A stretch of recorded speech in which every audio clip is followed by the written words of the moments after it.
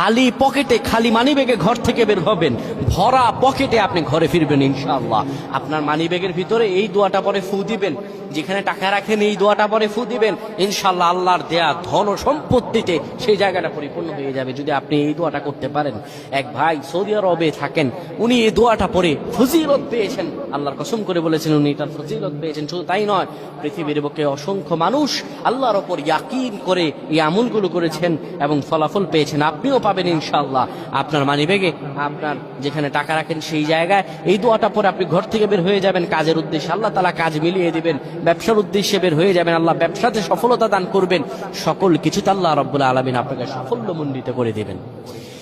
এই দোয়াটা আপনারা পড়বেন, মানিব্যাগটা হাতে নিবেন, কিংবা যেই জায়গায় টাকা রাখেন ওই জায়গাটার মধ্যে আপনি এই দোয়াটা পরে ফু দিবেন।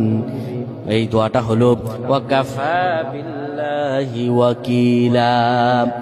এই দোয়াটা পড়বেন, ওয়াকাফা বিল্লাহি ওয়াকিলা, আমার আল্লাহ আমার জন্য যথেষ্ট। এই দোয়াটা পড়তে দেরি হবে, আপনার ভাগ্য খুলতে দেরি হবে না। আল্লাহ আমাদের বুঝদান করুন, পড়েন আমিন।